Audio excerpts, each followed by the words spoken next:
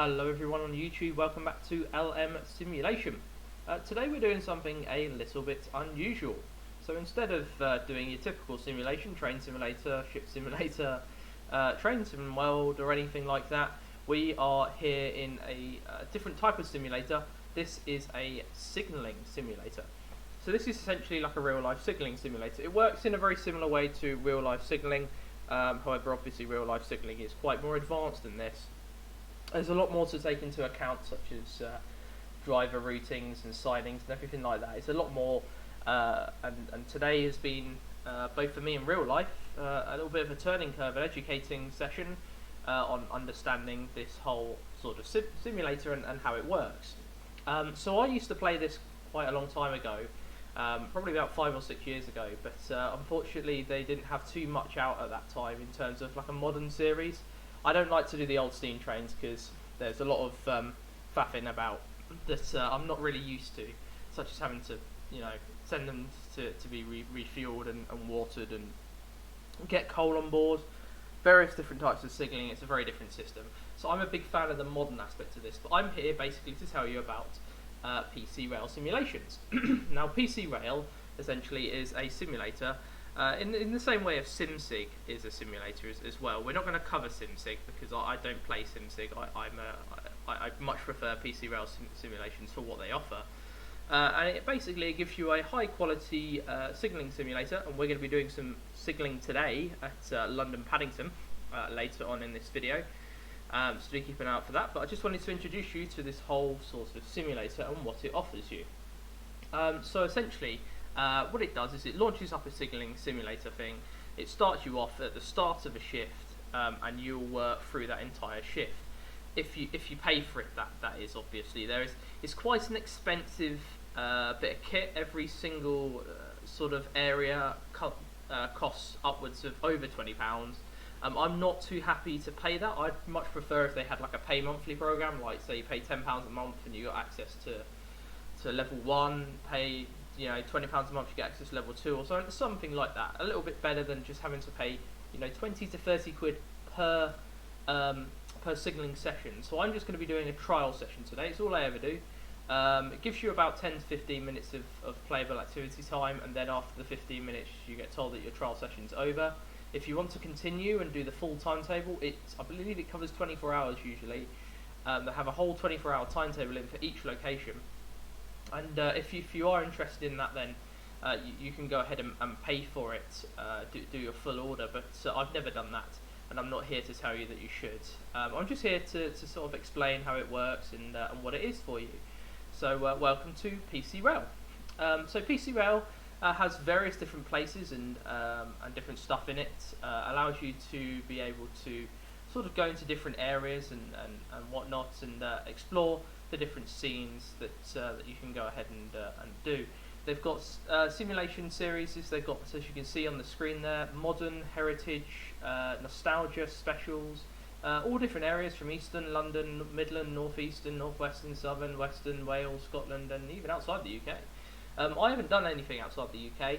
We're going to be doing, from the modern series, which is my favourite series because I understand it a lot more, we're going to be doing London Paddington, which covers sort of Ladbroke Grove, sort of all the way out to sort of Acton Main Line, and the depots over at Old Oak Common when they used to be depots for various different trains. Even though it's a modern series, it's not bang up to date.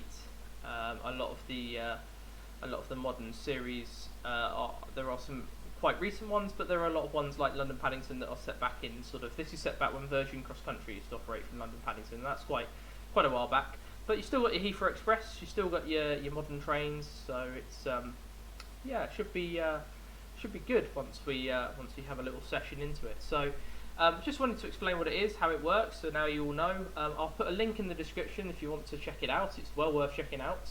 You can download every single one of them free of charge and have 15 minutes of playtime.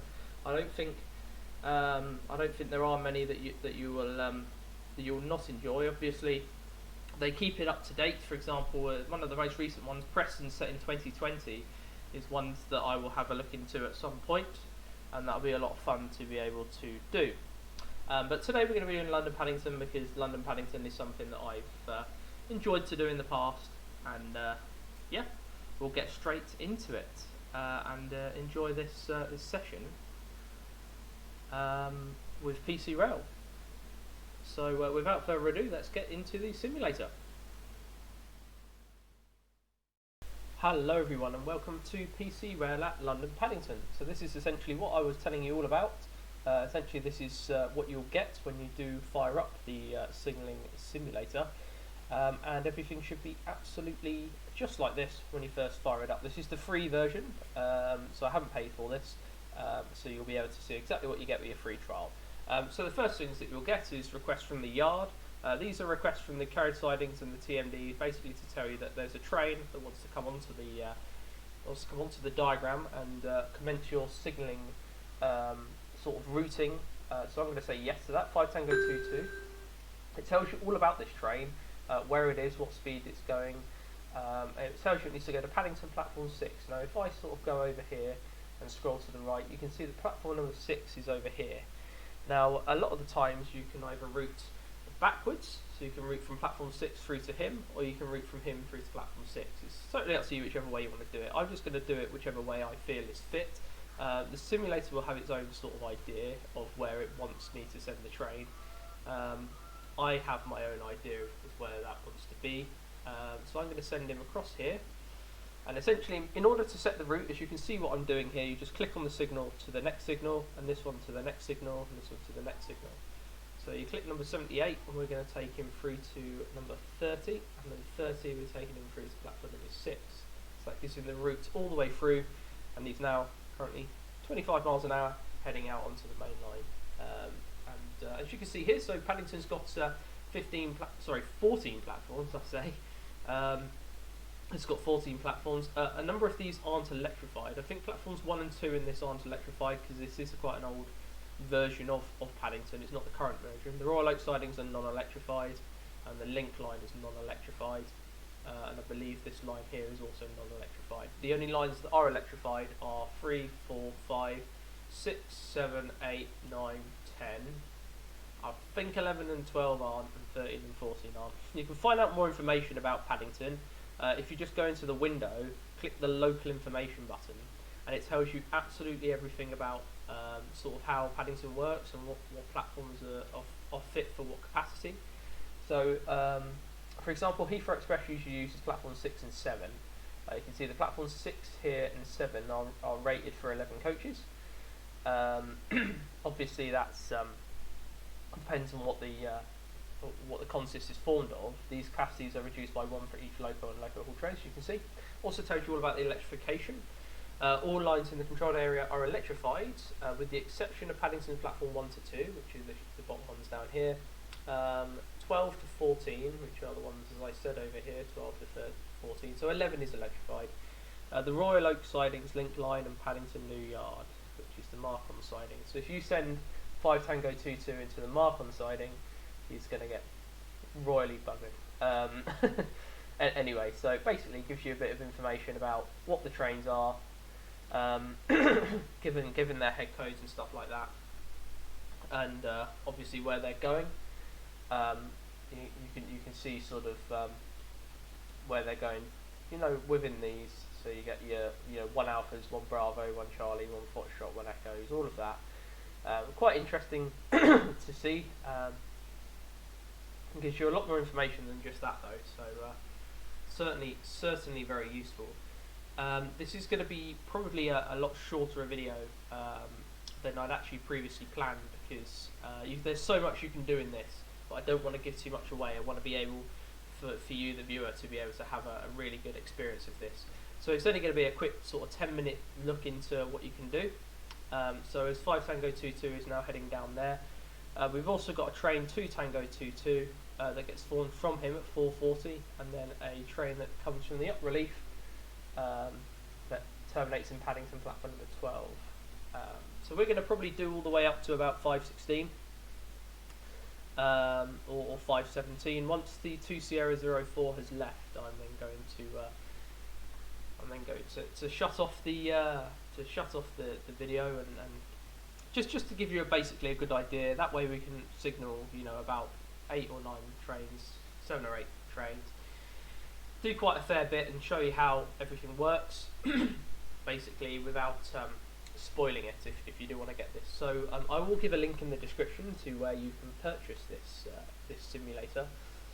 It's a really, really good, useful simulator if you want to be able to sort of have a bit of a strategy play around in your head, because it's every train's got its own destination. You don't want to block one train coming out with one train coming in. Obviously, different stations have different capacities and all of that. And I'd be quite interested if they did a version of London Marylebone. It's a very, very difficult London terminus. That is, I would say, it's probably the hardest London terminus to signal. Because London Marylebone has 5 or 6 platforms, maybe more, as well as a sort of a carriage line and bits and bobs, and loco haul trains and everything. And on top of that, it's only got one way in and one way out. So it's a very, very congested London terminal. And as a result of that, it's always fun and games to be able to signal in London Marylebone. So that's something to think about for the future, though. They have a plethora of sort of routes and areas that you can signal. I'm just exploring the modern series at the moment, but they have other series like the Heritage series, and they've got sort of an older series, special series, and even international. So it's quite interesting to see how it all works. And if any of you are interested in getting this, you'd be more than welcome to grab it. It is free of charge, as you can see, for the first, I think it's 30 minutes or something like that of playing it. After 30 minutes it then tries to get you to pay, otherwise it exits the session. You can play this game. I think it includes a full 24-hour timetable, not in real time. I think it's I think it will take you probably about an hour and a half, 2 hours to do a full 24-hour timetable. But it gives you quite a thorough sort of timetable, many different trains and stuff like that. As you can see in this, something that you probably didn't have in the past, but you've got it now, is freight trains. Or something you don't have in the current time, but you do have it in this version. You got a Hither Green to Paddington New Yard freight service, class 60. Very rare to see freight services in the London Paddington area, except when they're doing engineering works. But obviously this was at one point in time that was a cement yard, I believe, or something like that. It was a Marcon siding, and now it's the whole Crossrail. So this sort of line off here is where Crossrail goes under under Paddington, and then it goes down and under here, and the platforms are over on this side over here. But this isn't quite set in that period. I didn't even think that they knew they were going to have Crossrail back in this time. So interesting to see. You got the Ladbroke Grove area, which is where the railway disaster happened. You had a Bedouin train coming over at signal 109 that was crossing over onto the down main, and then you had an up Cheltenham service, I believe it was, at signal 120 that had the road. Train the train, the Bedouin, I think it was the Bedouin, at 109, signal 109, that crossed over, didn't actually have the road. It spattered, so it was approaching this, and then instead of slowing down, he sped up to your typical 40-mile-an-hour crossover, and then that HST just came ploughing past at about 60 or 50, and they just collided head on, which was very, very sad back in the day. Obviously there was a signalling error. I don't think the signaller was at fault, because he had placed signal 109 at danger, so the driver of the Bedouin train was found guilty, but I think he was killed, so you couldn't charge anyone with that. So as a result of that, they found out that maybe something to do with the weather didn't have an impact of it. They just said something to do with the electrification wires being too low, they couldn't see the signals correctly, but I thought they generated AWS and all of that to fix that, but clearly not. Anyway, so 2 Tango 22 leaves at 4:40. I'm already going to set its route out because I know where it's got to go, down main. Interesting, given it's a stopper, but we will signal it to the down main, which needs to go to this signal here, and then we'll get it across to 59, 83, 107, 125. Or does that not want to work? There we go. Lovely. So all of these are bidirectional. So you've got bidirectional, bidirectional, bidirectional, bidirectional, bidirectional, bidirectional. which is very useful. So you can operate either way on either line, which is quite useful. The Royal Oak sidings were primarily there so they could run around loco hauled trains, so they could come out the station, the loco could run around and then go back into the station. But obviously that time has changed, and things are now top and tailed. If you ever do have any loco hauled trains, which Paddington does, it has the Night Riviera sleeper. That usually is top and tailed. The way that they work the Night Riviera sleeper, so I used to work on it. In Reading, where they prepare it, or it used to be in Paddington, but now it's in Reading. You just click continue whenever this comes up, by the way, and it will let you go on until the trial ends. But essentially in Reading, what happens is in the evening, it's top and tailed from the depot all the way through to Paddington, and then it's actually top and tailed from Paddington then all the way through to Reading in service as the Night Riviera sleeper. The 57 on the rear then detaches at Reading and runs light loco round through to, I think it's usually platform 1 or 2, sits there overnight, or it goes back to the train care depot, whatever is required of it at the time. And after that, when the Night Riviera comes up in the evening, in the early morning, and they have to have it top and tail so the loco can run back to the depot in the evening. The Night Riviera arrives into Reading in the early hours of the morning, and then they couple that loco that was on the other one onto the rear of it, and then that just basically has it on the rear all the way through to Paddington. So you do get a top and tail part of the train, albeit not a long part of it, and the rear 57 is never powering, it's always DIT. DIT being dead in transit. So essentially it's quite interesting to see how it all works, but it basically means that the Royal Oak sidings are kind of redundant. They do still get used, they are booked for use by several passenger trains, especially in the peak time. Some IETs sometimes arrive into platform number 2 or platform number 1, and then in order to allow other trains to use it whilst they're waiting for their next train, sometimes they pull out into the Royal Oak sidings. Another train comes in, comes back out, and then they go back in again. So it's quite useful to have it there, definitely. So we've got a train due at 4:48, Paddington platform number 12. Now you can probably see that it's currently here, which is at Acton Main Line. We're going to start giving it the road. I like using line number 6. It's a very simple line, and it allows you access to most of the northern platforms. It's quite useful. So I'm going to go back over here and route him into platform 12. So that's him sorted.